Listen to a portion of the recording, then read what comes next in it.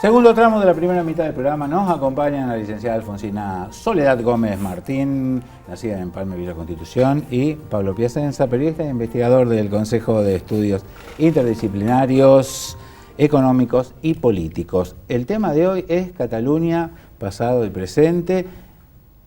La segunda parte del título dice Camino a la independencia catalana. Tendría que estar en signo de pregunta por las cosas que pasan a esta hora, pero quizás cuando se repita pueden modificarse. Todo indica que por estas horas va a ser intervenida Cataluña por el Estado Central Español, por Rajoy, por orden de Rajoy y los otros que votaron y demás. ¿Qué va a provocar esto? ¿Los pibes se van a quedar de brazo cruzado? ¿Los menores, bueno, nos intervinieron? ¿Qué va a hacer? Perdimos esta, vamos a ver la próxima. Yo vuelvo a lo que decía Alfonsina hoy, el debate al interior del Parlamento catalán sobre las fuerzas de izquierda. Recordemos, así es, hacemos una retrospección, en 2015 se genera una coalición electoral de dos partidos que históricamente fueron las antípodas, la izquierda republicana catalana y Convergencia y Unión, que eran los partidos que uno de ellas representa un partido más de derecha como Convergencia y Unión y la izquierda republicana catalana un partido de izquierda, básicamente, ¿no? ¿Un destruyeron la grieta? Sería más o menos para nosotros. Y se unen por una causa en común que es la declaración de independencia. El Juntos por el Sí, que lo habrán podido ver, fue así es el nombre de la coalición que los llevó al Parlamento catalán y ganaron esas elecciones, a los cuales se le sumó otra corriente, otro movimiento de izquierda del interior de Cataluña, que es la candidatura a Unidad Popular, que es de extrema izquierda, y juntos habían declarado en su momento la ley para el referéndum. Ellos hoy debaten, lo que decía Alfonsina en el primer bloque, si declarar la independencia ahora antes de la intervención. Porque no sabemos qué va a pasar si hay intervención. En principio, por ahora, lo que se debate en España es el famoso artículo 155 de la Constitución, que le permite al gobierno central, a Rajoy en este caso, una intervención para el restablecimiento del orden constitucional. ¿Por qué? Porque el Tribunal Constitucional ya dijo que el referéndum era ilegal y lo había suspendido porque invadía las competencias del Estado español. Yo pienso que va a seguir el diálogo, particularmente es mi visión esa, que Puigdemont y la Generalitat van a ceder, que digamos todo el conglomerado de partidos de izquierda de Cataluña va a acceder a un diálogo y que Rajoy también. Creo en eso porque hay mucha presión de la Comunidad Europea y de los demás, de las potencias desarrolladas básicamente, y porque no le veo una salida violenta. Yo no le veo una salida violenta. No, porque creo que las autoridades en Cataluña lo van a pensar. O sea, ven a un gobierno que está dispuesto no digo a todo, pero no se sabe, porque ya con lo que pasó en la represión que hubo en el referéndum.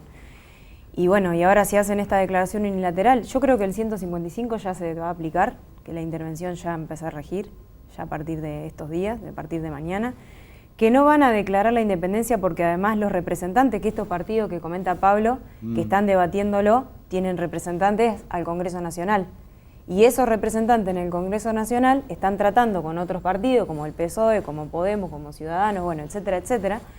No tanto con el PP, porque el PP, bueno, demostró que tiene, la verdad, cero capacidad de diálogo y de iniciativa, que además tomó otras iniciativas que empezaron a llevar adelante este proceso, que es anular un anterior estatuto de autonomía que se había logrado cuando era el gobierno de Rodríguez Zapatero y cuando en la Generalidad de Cataluña gobernaba también un presidente del Partido Socialista de Cataluña.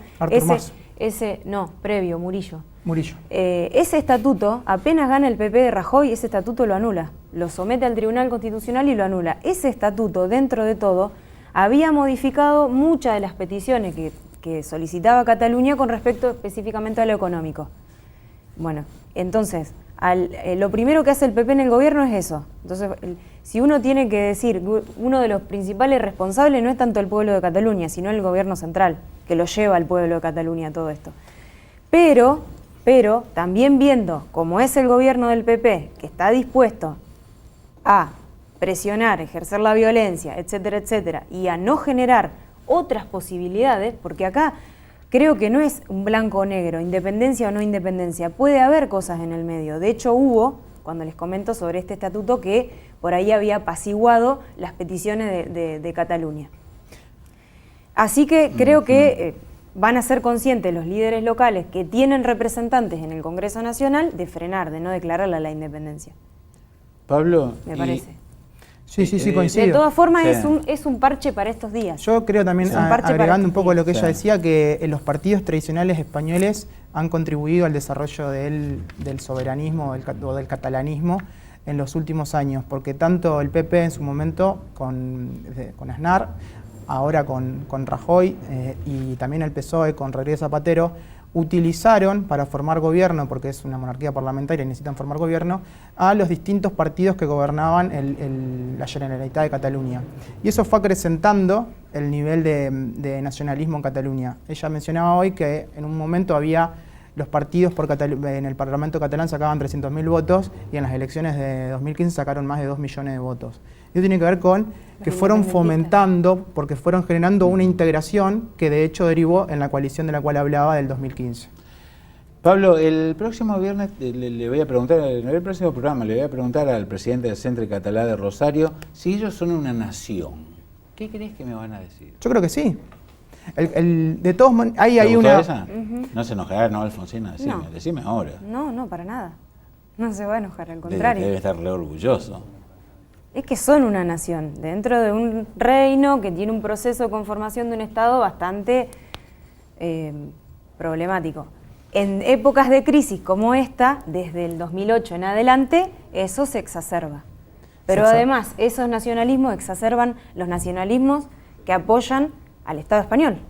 O sea, hay nacionalistas, en estos días también se ha visto grupos de derecha, de la Falange, que salieron a hacer marchas diciendo que no van a permitir que se declare la independencia y que defienden al Reino de España. O sea, la violencia se está viendo en distintos aspectos, en distintos grupos también, y la radicalización de las posturas. Yo creo que es un momento muy interesante para la ciencia política, para las relaciones internacionales, para el análisis, porque como que Europa estaba un poco dormida, tuvo 20, 30 años de más o menos lo mismo, de alternancia bipartidaria en cada uno de los estados, de los países que forman la Unión Europea, y hoy en día vemos no solamente el caso de Cataluña, sino otro separatismo, como decía Alfonsina, el caso de la Liga del Norte en Italia.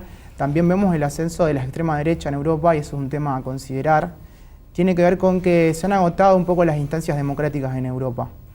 ¿Se han agotado las instancias democráticas? Sí, en el sentido de que la democracia no es solamente, por lo menos de la manera en que yo la entiendo, no es solamente ir a votar regularmente cada 2 años. Eso nos quisieron imponer y se impuso como un dogma, pero lo que sucede en Europa es que hay casi una especie de hiato o de distancia entre los gobernantes y los gobernados. Hay una élite burocrática en Europa que maneja y hace más o menos lo que se le antoja desde hace un tiempo. Y eso es como decía Margaret Thatcher, no hay alternativa. Querían imponer ese régimen de que es esto o es esto.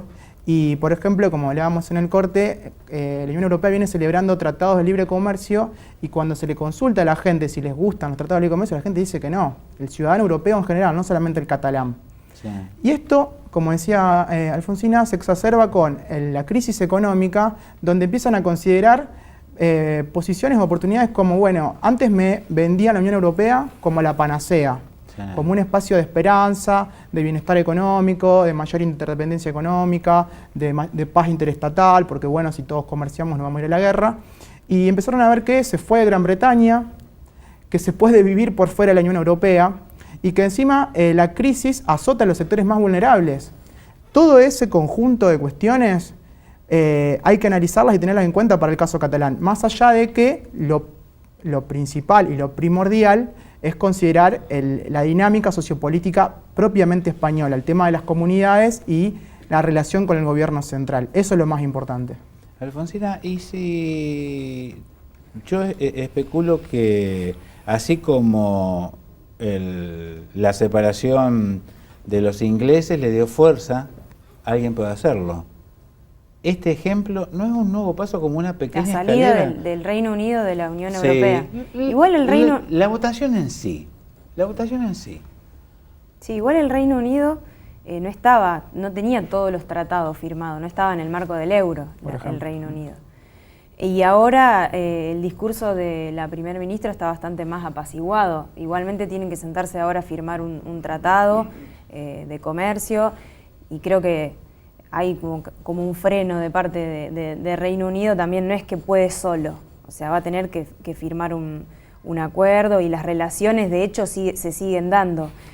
Entró en crisis la Unión Europea, pero creo que algunas cosas se calmaron un poco. El tema de la relación con Reino Unido, el tema de las migraciones, los países se pusieron de acuerdo para aportar en un fondo. No digo que esté resuelto, pero como estaba así tan crítico algunos problemas, o la crisis de Grecia, no están. Aunque no están totalmente resueltos, y hay por discutir un modelo distinto, por ahí que genere otras formas de participación, como comentaba Pablo. Y el tema de Cataluña es como que le pone como el dedo en la llaga, tal vez. Pero bueno, creo que a corto plazo se va a respetar la integridad territorial de España, se va a apoyar al gobierno central español, y se va a tratar de dilatar esta situación.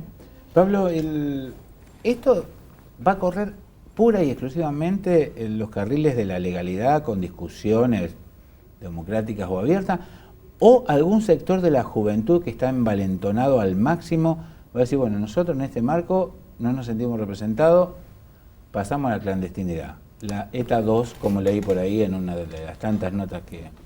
Yo no... ¿Es una locura decir eso? ¿O? Por la segunda opción no creo. Es una locura pensar lo que puede ser real, ¿no? Pero bueno. Probablemente sean grupos muy minúsculos, no creo en eso. Creo sí que el debate está planteado entre la legalidad, digamos, yo lo plantearía en términos de la ética y la legalidad, digamos. Una cosa es lo que dice la Constitución, sí, y otra cosa es por qué una porción de territorio que sabemos que es un pueblo constituido como tal, que es una nación, ¿por qué no se puede independizar? Eso en términos valorativos. Ya sabemos que la Constitución no prevé esa posibilidad, y que en el caso de que si quisiera realizarlo Cataluña tendría que reformarse la Constitución española. Pero en términos éticos deberíamos preguntarnos, y en términos democráticos también, ¿por qué no una porción de territorio con gente, con un pueblo que tiene una práctica cultural, un acervo cultural? Todos sabemos lo que es Cataluña, lo que es Barcelona. ¿Por qué no puede asumir un gobierno propio, o sea, manejar sus propios asuntos? Para mí eso es un punto a tener en cuenta. Es totalmente equivocado pensar que aquí se da algo que nos tocó vivir mucho a nosotros desde Malvinas para acá, de distintas maneras, de distintas formas, con los Kell, pero con esto, con aquello, con la libre determinación de los pueblos. ¿Sí ellos se agarran de ahí? Sí, bueno, justamente creo que en este caso hay como un choque entre los dos principios, la autodeterminación y la integridad territorial. Y ¿Pablo? Como está conformado el sistema internacional, prevalece siempre la integridad territorial. Sí, además porque solamente se reconoce la autodeterminación en caso de que sean colonias. Claro. No es este caso, es un territorio que pertenece a un Estado. Aunque es un derecho que está garantizado en el Pacto Internacional de los Derechos Civiles y Políticos, pero en la práctica, cuando se aplicó, fue para casos de países de pueblos que se iban independizando, que eran colonias. Yo creo... No como el caso de... Pero también existen los casos de secesiones, o sea que... Claro. Una mención particular darse. el hecho de que yo creo que los catalanes no dimensionan un poco las dificultades que puede tener la declaración de independencia, y si el Estado se constituyera, digamos. Y son muchas las dificultades. Sí, a corto plazo hay un aislamiento. Hay que conocer lo cultural ahí, porque a lo mejor le importa un pepino. Es decir, prefieren ser rey de su no pobreza. En un mundo globalizado, por más que la globalización parece que está en crisis, el mundo está interconectado y Cataluña no puede vivir aislada. Por lo tanto, que a corto plazo, si eso lo hacen de forma unilateral y no aceptado por el gobierno central, a corto plazo hay un aislamiento de Cataluña. ¿Hay algún otro? Y tienen que medir los costos y los beneficios completo, de eso. Un aislamiento completo, lo dice la Unión Europea, pensemos en términos de comercio. Nadie en la Unión Europea, ningún Estado de la Unión Europea va a reconocer al Estado de Cataluña. Un Estado no necesita del reconocimiento de los demás para existir en sí como Estado, pero ese reconocimiento favorece las relaciones entre los Estados. Necesita comerciar y necesita importar y exportar. Última pregunta, chicos, un minuto nos queda, pasó volando este medio programa. Yo he escuchado que a Carles Puigdemont se lo trataba de traidor porque sí vamos a hacer la independencia, pero la vamos a suspender por un tiempito. ¿Hay algún otro líder catalán que puede decir, cuidado con Fernández porque salta y es más duro, no es... Yo más que hablar de líderes, ahí o se referente, ¿no? se referente, ahí se respeta mucho el hecho de, por ejemplo, cuando se pactó la coalición de Juntos por el Sí, decidieron que si ganaban las elecciones al Parlamento catalán, Convergencia y Unión iba a tener la presidencia, o sea, la Generalitat, que fue lo que pasó con Puigdemont, y que Izquierda Republicana de Cataluña iba a tener la presidencia del Parlamento. Y el armado de listas no obedece a una cuestión personal como la tenemos acá. Ajá. Hay una preeminencia más de los partidos y no sé si tanto de las ideas, pero sí de los partidos.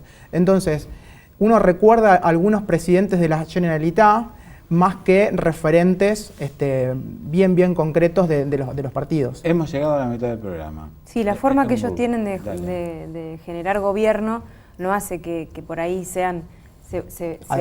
Se vean ciertos líderes al estilo nuestro. Claro, no. Salvadores, digo decir. Sí, redentores. Licenciada Paula, muchísimas gracias por haber venido. Gracias a vos. Me han ayudado para hacerle preguntas al presidente del Centre Català. Bueno, me alegro entonces que así sea. Me imagino que si en las próximas horas, cuando está saliendo el programa, ya está intervenido, va a venir con bronca. Bueno, lo vemos en el próximo programa. Por ahora, Alfonsina, gracias por venir como siempre. Un gustazo recibirte. Igualmente. Lo mismo, Pablo. Espero que haya estado cómodo. Gracias por la invitación, muy cómodo. Bárbaro. Muy cómodo. Gracias, en serio. Señores, ya volvemos con la segunda mitad del programa.